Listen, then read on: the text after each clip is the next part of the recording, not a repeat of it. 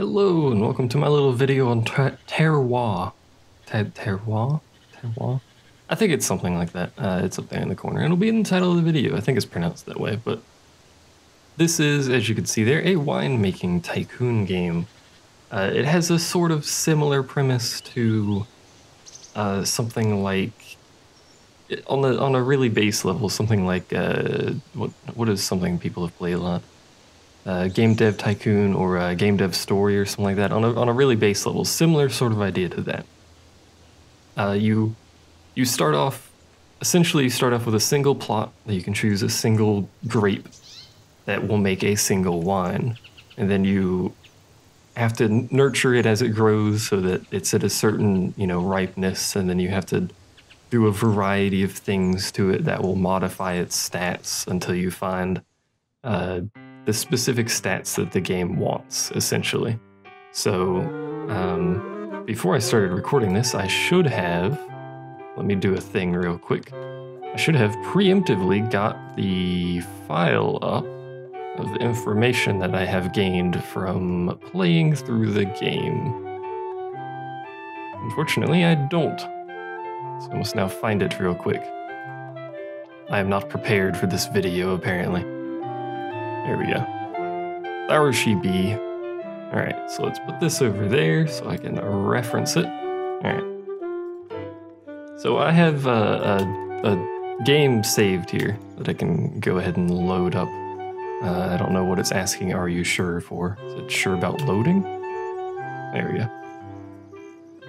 So I have cheated on this particular save here quite clearly. That should be apparent. Don't worry about that. That's simply for the purpose of this video. I'm going to delete this save when I'm done with it, and then all that jazz. I played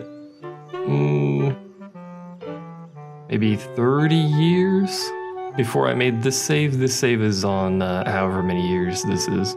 Is it 30 years? 30 years total. I had like 6 different saves because I kept going bankrupt, but we'll talk about that in a minute. But this is at 2026, so however many years that is.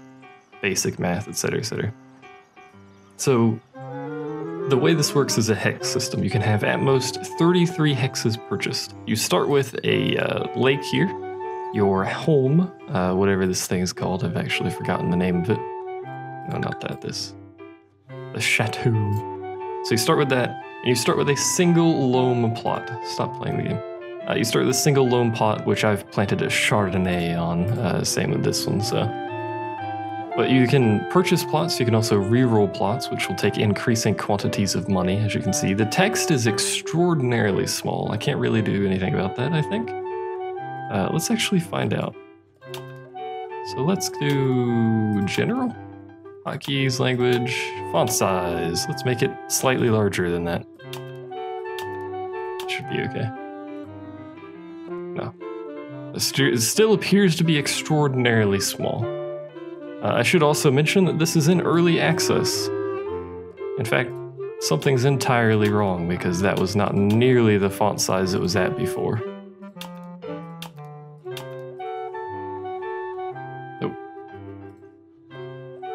Well, something horrible appears to have happened, and all of my font sizes are now tiny, and I seem to be incapable of fixing it.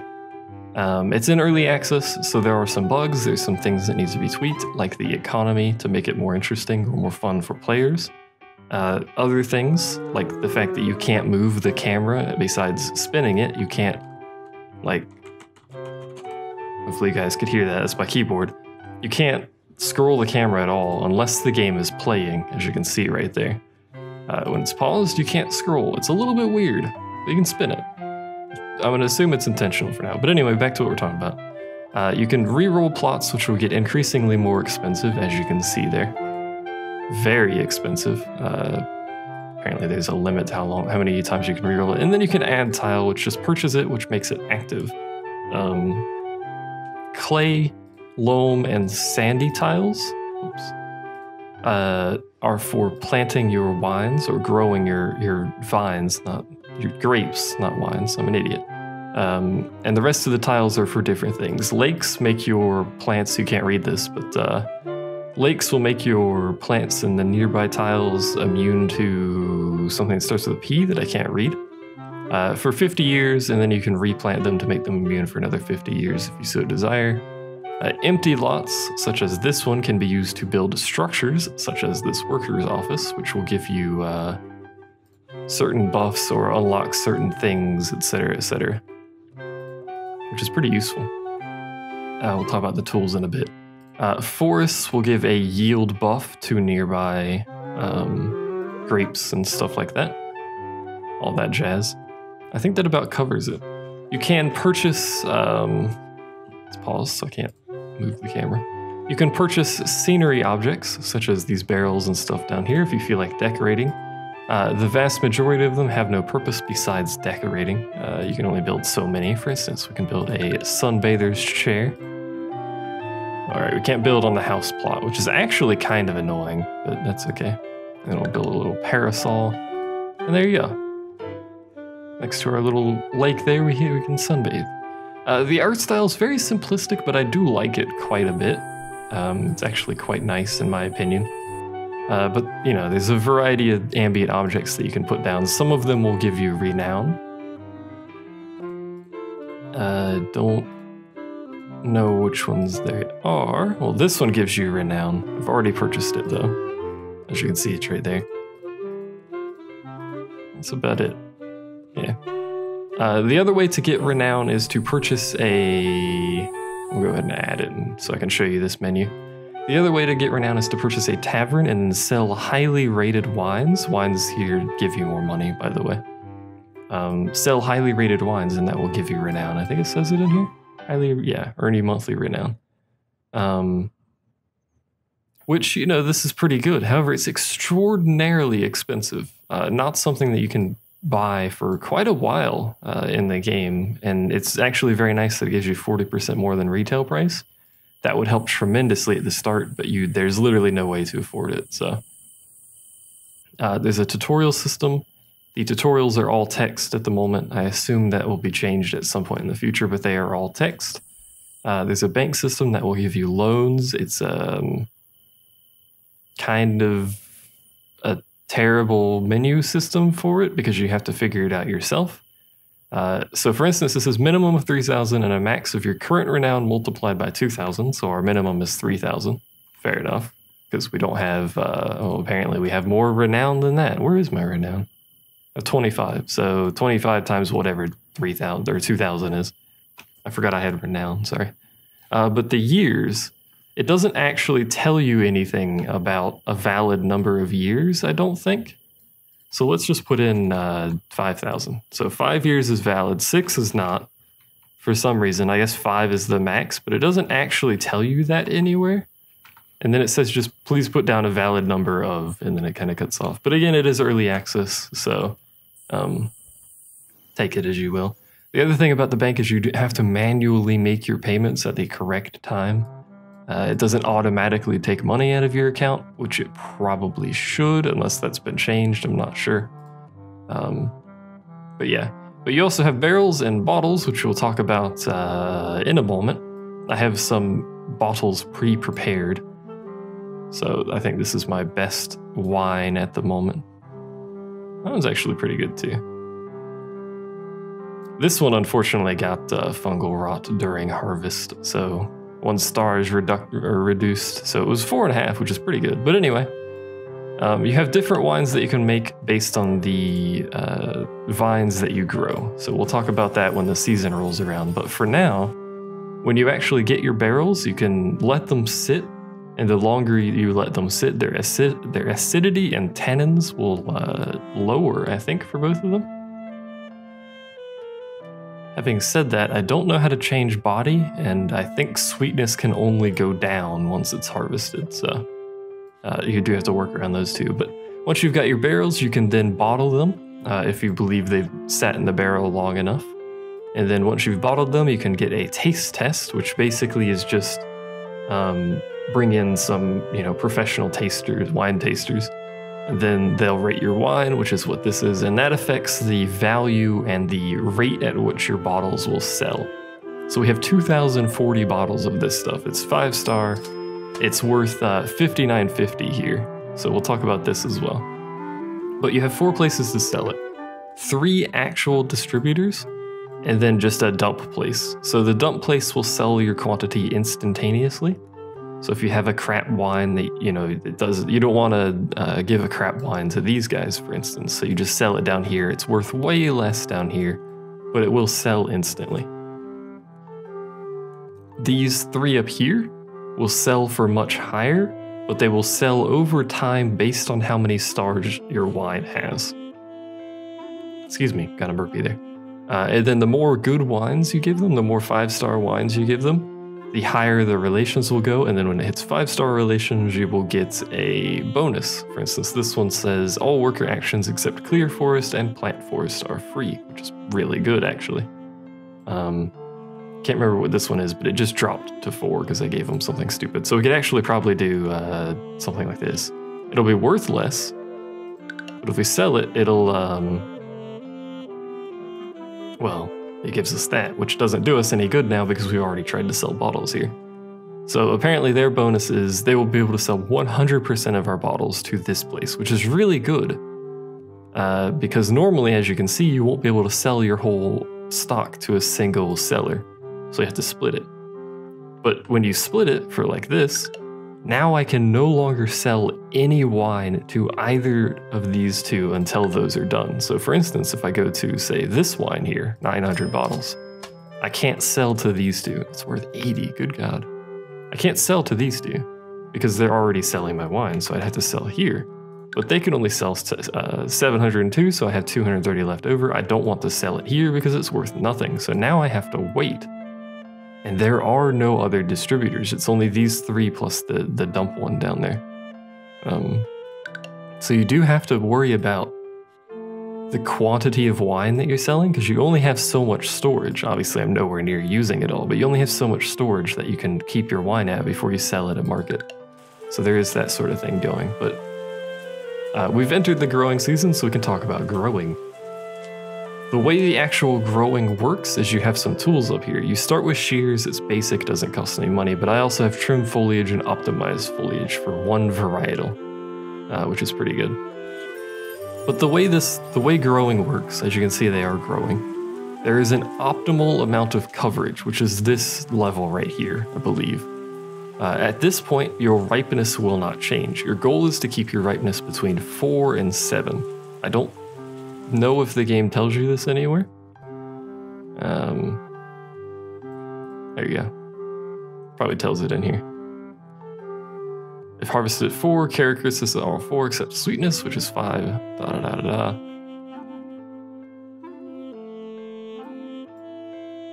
So there's some nonsensical stuff going on here. I actually like having my ripeness really high, because it's a lot easier to work with really high ripeness than to work with really low ripeness. So in order to get really high ripeness, we need to remove, well, that's an interesting little bug there. We need to remove as much foliage as possible so that they get a lot of sun. So there is a cooldown on these tools, unfortunately, so it's rather bothersome, but unfortunately, there's not a whole lot of sun going on because we keep getting rain, which is unfortunate because we can also optimize foliage, which doesn't really do much for us, but... So this is the basic premise of the growing, is basically you're just gonna sit here and stare at these, wait, and do a lot of clicking on them until, you know, they're ready to be harvested. Unfortunately, the game hates us because it's just continuously raining, or cloudy, so I screwed that up, so I'll have to do it like this, but it's basically continuously raining and cloudy the entire time we're trying to do this, so we're not getting any sun, so our ripeness isn't going to change. It's kind of irritating, but this is how this works. If you let it get overgrown, and overgrown is where it's a big bushy thing, but there's also vines on the outside. If you let it get to that point, there's our ripeness going up. If you let it get to that point, it will start decreasing ripeness. So if you have a variety that you want low ripeness on, you can utilize that to let the ripeness drop down a little bit. And then you'll have more suitable stats for whatever you're trying to do. So unfortunately, we got overexposed on our Pinot Noir.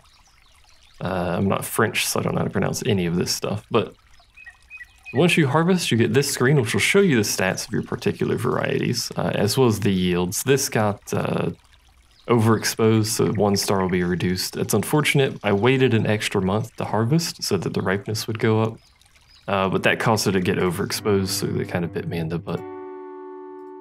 So we can click done, and now this is where the winemaking part begins. This is the core gameplay of the game, is trying to get these stats to go a certain way. So as you upgrade your chateau, you unlock additional ways to modify these things, but we have traditional crusher and piggage? I don't know. Stepping on the grapes. You guys know what that is. They take different amounts of times, but they also increase your tannins by a different amount. This does it by 2, takes 5 seconds per varietal, so 15 seconds. Unfortunately, time is money, so bear that in mind. This increases it by 3 and takes 3 seconds, and this increases by 3 and only takes 1 second. I believe we want to increase our tannins a fair bit on the Chardonnay. All of these steps will interact with each other, sort of, so you do have to worry about where your stats are going to end up at the end of this. So we're going to increase our tannins by 3 on this one. This variety, however, I think we're also going to increase it by 3. We'll have to probably fiddle with that a little bit. This one is a little bit pickier. We actually want the tannins really low for this one. Unfortunately, we have no way of decreasing it at this point, so we're going to increase it by the lowest amount and just do that. So we're going to crush them. It'll do its little crushing in progress thing. And this isn't a growing season, so you don't need to worry about tending the crops or anything like that. You're simply just waiting for the game to do its thing here. And now we can ferment it. And fermenting will decrease the sweetness by 1. And again, every variety wants a certain sweetness level. So for instance, our Chardonnay I found, I think it's 6, let me check. Yeah, Chardonnay seems pretty good at 6, so we want to decrease our sweetness by 2. Which means we'll need 4 weeks of fermentation for that. This one is, again, already actually where it needs to be, so we'll do less than 2 weeks for that. And this one is really strange. It actually wants sweetness down 3-ish, I think, yeah. So we'll want 6 weeks on that. Now, despite the fact that all of these have different times for their fermentation, you don't need to worry about any specifics on that. It'll just do the longest fermentation in progress, and then once that's done, they'll all have the stats that they said they would. Sort of treat it like, for game purposes, it's just stopping the fermentation and just leaving it there. In the real world, we would have to deal with bottling all of these at different times and stuff, but now we do the pressing.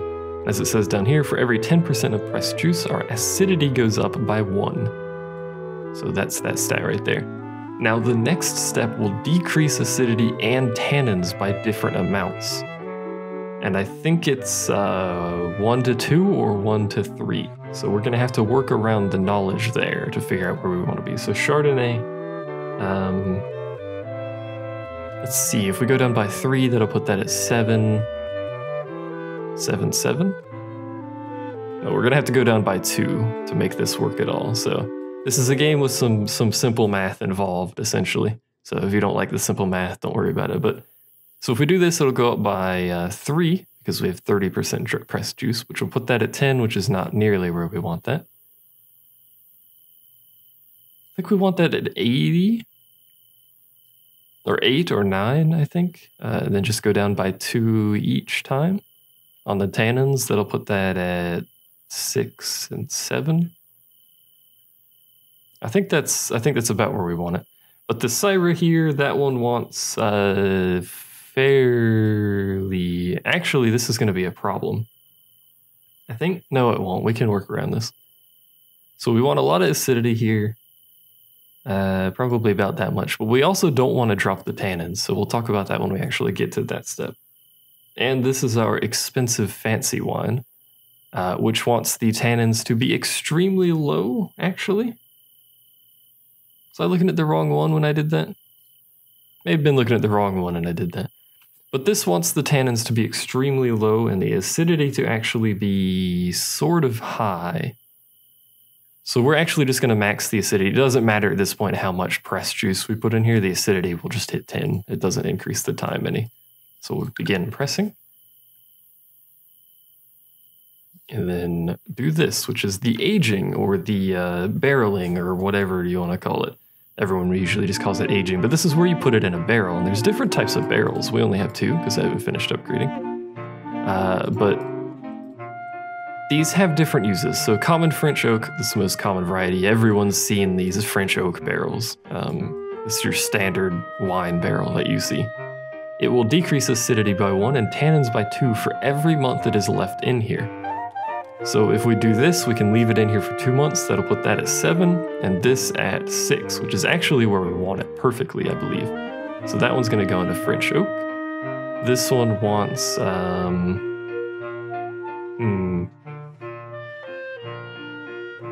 Actually, this one doesn't matter because we're not going to leave this to age because it's already got the stats I want on it, I believe. So the barrel for that one doesn't matter. This one, however, is interesting because its stats are all over the place. Rather unfortunately. So we want really low tannins, so we're probably going to go with stainless steel. This will decrease it by 1 and 3, so if we drop this to... It's actually too much. Hold on. 1 and 2... I think we have to go with this one. It's going to have to be in that barrel for a really long time, though. So we'll have to keep an eye on that. But we'll go ahead and do that. And then immediately we're going to go into our cellar, our management here. And we're going to take this stuff. I believe it's this stuff. That's the Syra. Is that, yeah, it's this stuff. We're going to immediately take this out of the barrel. We don't want this sitting in the barrel. There's no desire for that. So then you can name it. First impressions mean everything, blah, blah, blah. So give it a name, select a bottle, and choose between a screw cap or cork. I have no idea whatsoever what this affects with the wine itself. Putting a cork on it makes it way more expensive. I suspect that does something positive for the actual wine itself, but I don't know. And then the bottle shape is just the design. I don't think this actually matters for any purpose whatsoever. And then you can bottle them separately. I'm pretty sure, for instance, you can only bottle 14 of 26. I'm not entirely sure why you would want to split it like that. Maybe you want some with a cork and some without a cork. I'm not sure exactly, but we can go ahead and bottle that. These have to stay in age, though. So we can check our market as well. So these guys finished selling our stuff, which is good. So now we can organize a tasting of our new wine. And the more 5-star wines you end up getting a taste or a rating for, the higher prestige taste testers you can actually get to invite to your tasting. The higher their prestige, and subsequently if you get a high star rating on your wine, the higher the value of the wine. So it sort of starts stacking on itself. So they actually really liked it, which is good because my numbers are correct. So instantly loved it. It had attitude, it had flair, and now it has 5 stars from me. So it's 75 wine price. So we can go to market. Oh, whoops. Go to market with this one, sell it. And because these guys like us, they have a high rating, we can sell more stuff to them. In this case, we can sell all 3,000 of our bottles to this one here because they have this 5-star relation or whatever. Level 5 relation? Whatever you want to call it. So they can sell all our bottles. But if we do that, if we sell that, we're going to have to worry about the relations of this guy or this guy who already dropped back down to 0. So really you want to try and juggle your wines. For instance, we can sell this one. Apparently they can barely sell any of these. Curious. What about this one? Can barely sell any of either of these. So we can try and sell some of our other bottles here to keep them happy. There we go. Keep their relations up by constantly selling things to them, essentially is what you're going to be trying to do. And then once you've done that, you simply wait. There's a lot of waiting in this game, and you'll see our money changing. Your funds are really high. I cheated on the save like I mentioned for the purpose of this video. don't worry too much about it. But the economy in this game is very, very, very, very difficult because you have such long periods of downtime. Even in the early game, if you get a 5-star wine, you have so little of it to sell that it's very difficult to keep yourself afloat. Because with a single plot of land, you're not making a lot of wine. That's simply not possible. So you sell your bottle of wine, you hope it gets 5-star, and it'll take you a really long time to figure out exactly the levels that will get you 5-star because the game gives you no indication of if a certain stat is too low or too high. It simply says, this wine isn't good, it's awful. There's really not a lot of feedback there. I haven't been paying attention to my wines that are in my cellar, so I've probably screwed them up. I have indeed screwed them up. Left that one in there 1 month too long, and that one has to go 1 more month. Buttery flavor grants 10% to your wines. Okay. So we'll go ahead and do one more here, one more wine tasting. So I left this one in there 1 month too long. I know because my acidity is 1 too low and my tannins is 2 too low. Which is exactly what the barrel would do to it if you left it in 1 month. So you can see it's slightly too low. It reflects a lot of good things, big and bold, thanks to tannins and acidity. But the tannins and acidity are actually too low. It doesn't tell you that. As far as you could tell from this is actually good. Those levels are good, so you try to adjust your sweetness and stuff. But from experience and having gotten 5 stars on this type before, I know that those levels are too low. But it doesn't matter. We finished our thing. We can sell another 20 bajillion bottles to this guy. And then rinse and repeat. So we're back to paying attention to growing these, etc., etc. But I'm not going to loop this anymore. You guys got the general gist. It's a decent game, but it is early access. There is some stuff that needs to be adjusted, particularly the economy, because a lot of people probably will take an extremely long time to ever get past to the beginning of the game without going bankrupt. It's just, you simply don't make enough money. As opposed to something like Game Dev Tycoon, I think is the name of it, where if you get a 5-star rating on your game at the start of the game, you're suddenly rolling in money, and you can start pumping out games a lot easier. This, you get a 5-star rating on your wine, and it barely keeps you afloat. It's actually extremely difficult, so that could probably use some tweaking as far as making the game enjoyable, rather than what is probably more realistic approach. You also have this, which every time you get a 5-star rating, you get this, which is Chance and Circumstance. Chance is RNG, Circumstance is a mission that you will have to do. So, let's click on Circumstance here, for instance. There are counterfeit versions of your wine making their way to market. Let's see. Due to the high demand for your wines, it seems your favorite target of the brewer, the detective, has offered a way out. If you produce any 3 wines with a rating of at least 2 stars or less in the next 5 years, the brewer will think less of your chateau and move on to counterfeiting bottles from better ones. From now on until the end of the mission, your wines are worth 10% less. So we actually have to purposefully make crappy wines. Which is awful because crappy wines don't sell for anything. And we also have wines that are worth 10% less, which is terrible, and that's probably would have bankrupted me if I hadn't given myself $1 billion, but I did. But anyway, that's basically the whole game. It loops forever. That's the whole gameplay loop. Grow them, get a certain ripeness, fiddle around with the stats until you have what you want to sell, put it to market, rinse and repeat. That's the whole game. So, I like the premise. The art style is pretty neat. I like the simplistic art style. It gets the message across really easily. I do like the premise of the game. It is early access, so things will change between now and release, and I hope one of those things is the economy. I think it's $10 on Steam. There'll be a link in the description.